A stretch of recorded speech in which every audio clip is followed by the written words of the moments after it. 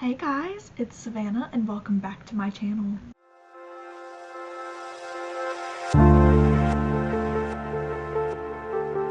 Today is Thursday, July 11th, 2024, and we are back for another podcast episode this time.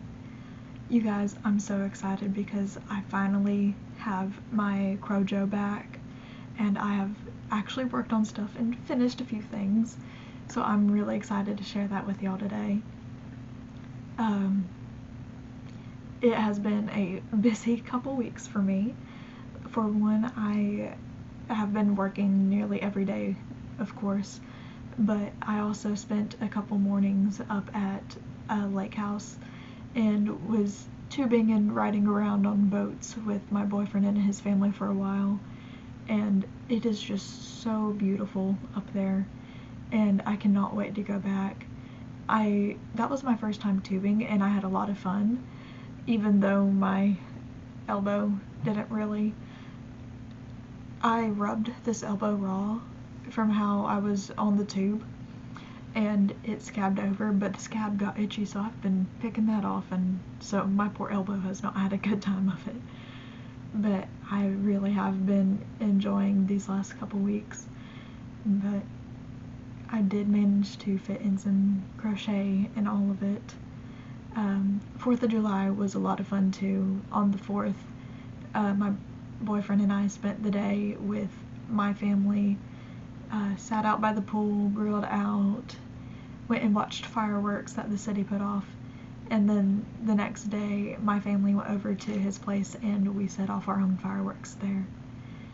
It's been a fun couple weeks and I've been enjoying this summer, y'all, and I will be sad when it's over, but I will enjoy the cooler weather at the same time. But anyway, let me show y'all what I've been working on. Let's start off with some finished objects. Alright, first things first. I finished my Optimus bag. You guys, I'm so happy. Our tickets are for the Fanboy Expo in Knoxville tomorrow, so I finished this literally yesterday, so just in time. I don't have anything in it right now, so it's kind of flopping all over, but if I hold it up, it kind of just works. But you guys, there he is. There's Optimus. So I freehanded this entire pattern. I used reference photos from the old cartoons, but you guys, I also put little legs on them. This is probably my favorite part, is the legs. So, but this is, I think it is the project that has taken me the longest in a very long time. But it is such a cute little bag. I did face details on top of the flap. I made the flap all in this dark blue, and then I made the little forehead piece, the faceplate, the eyes, and the little head spikes that he has, and added those on there afterward. I was going to do an Autobot symbol on the strap, but I tried 3 or 4 different times and I just could not get it to look right just sewing it on there, so I decided to just not do that, even though I really think he needs the Autobot symbol, but it just was not turning out correctly. The legs were made amigurumi style and sewn on later, and then this whole back piece is just color work. So I did write down the pattern as I was going, and I am debating if I am going to put it out for people to use. If you would be interested in that, let me know in the comments below, please, and that will really help me inform my decision on that. But I am very happy with how this bag turned out. I believe I started this. I will have to look back at the old vlogs, but it was either March or April when I started this, I believe. But but this is made with Hobby Lobby I Love This Yarn solids. So it is worsted weight. I used a 5mm crochet hook for everything except for the eyes, which I did with a 4.5mm hook. I did not end up actually using a full skein of any of this. I still have nearly an entire full skein of the light blue because I just have these windows and the eyes in the light blue. The dark blue maybe and red have maybe half a skein, a quarter skein left, although the white is nearly completely fully used. For the yellow, I had some yellow left over in my stash, so I just reused that. But yeah, this took a lot of time, a lot of yarn, and a whole bunch of patience. I cannot tell you how many times I frogged parts of this.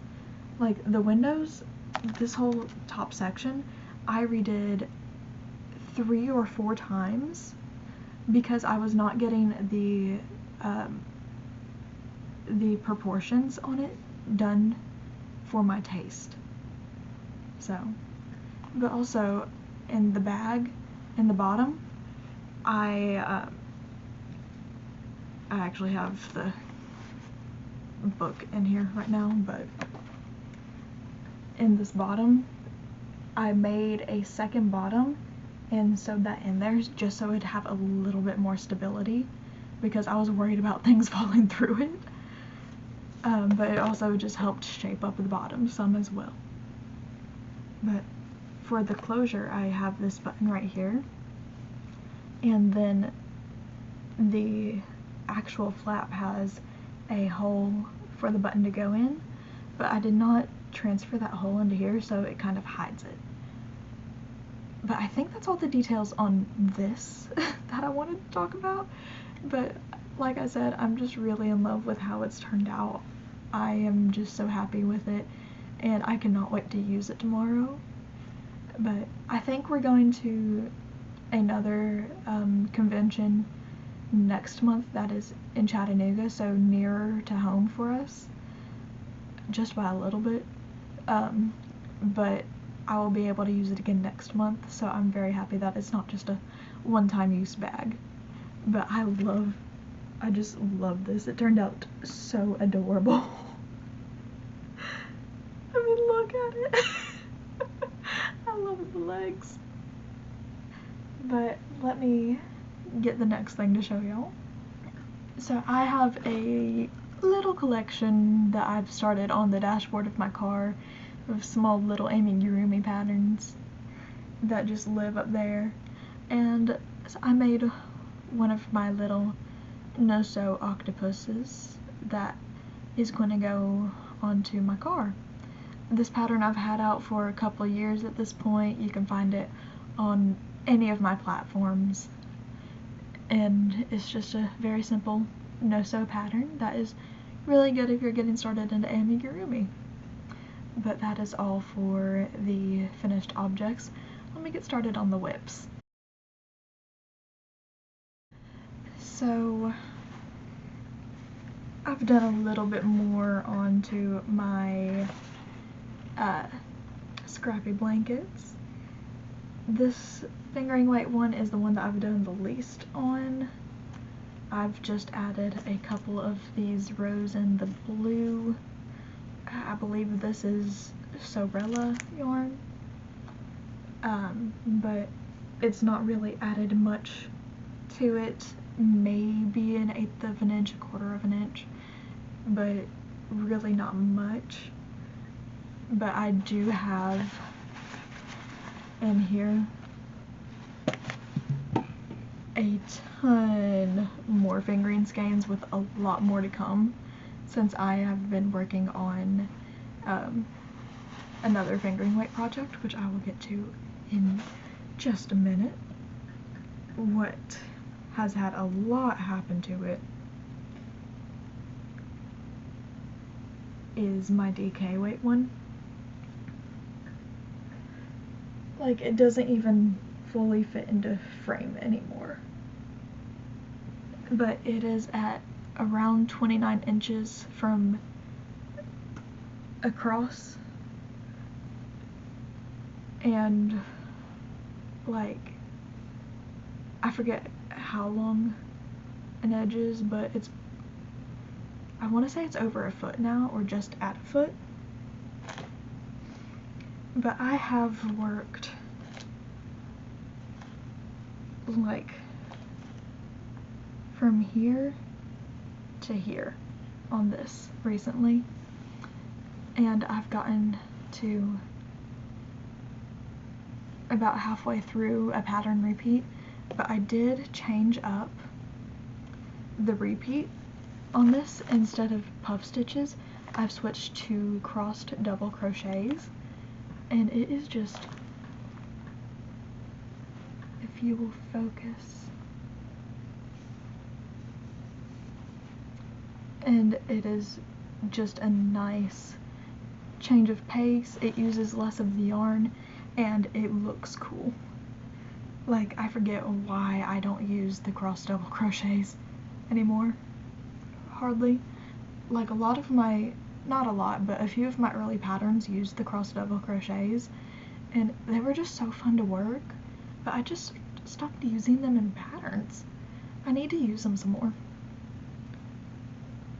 But yeah, my fingering weight blanket is about a repeat and a half behind where my DK weight blanket is, but I like working them at the same time because my fingering weight blanket acts as a way for me to proofread the pattern, which has been really helpful because I saw where I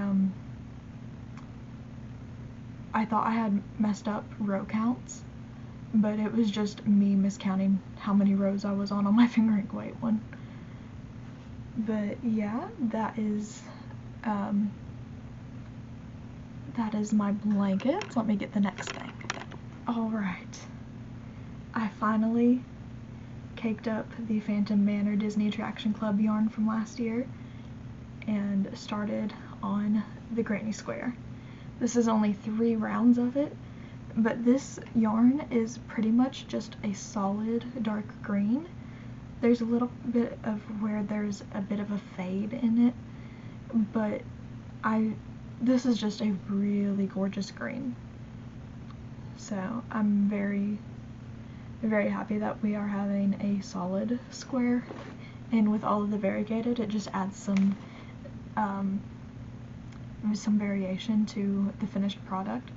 But again, this is October, so after this one, I only have 2 more before I can start joining them into a blanket, and I'm so happy. I cannot wait. So yeah,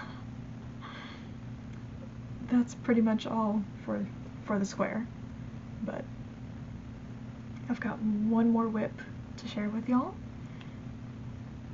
and I'm so happy with this one. Okay. I have been working on my fingering weight version of my holiday candy shawl, which is an advent pattern. I made it with my DK weight advents from this most recent year, so 2023 into 2024, and I wanted to adapt it to fingering weight, so I have been. I am on the 3rd color, and I'm just so happy because I love watching it grow. I love how the colors work together. I'm using yarn from 3 different dyers: Holly Dye Works, Paper Crane Yarns, and Sorella Yarn, and just look at that texture. I got this stitch marker from Loopville in Knoxville last year, but I just love that it's a gummy bear. Like, can you see it? It is a very clear little glittery pink, but I am using a 3.5 millimeter hook for this, just to let it look a little bit airy, but also still look nice and tight. But one of my favorite things about this pattern is the texture in it, and it's it feels thicker in the DK weight yarn because the yarn is thicker, But this one is just such a satisfying transition from the ribbed stitches to just the plain, and it's just so satisfying. And I love how this transition right here, the ribbing continued on into the third color, but I am just so excited to see how this all turns out, and I cannot wait to have that out for you guys for this Advent season for those of you who get the fingering weight calendars. But that is all for my whips. I have one stash enhancement, and I cannot wait to show y'all.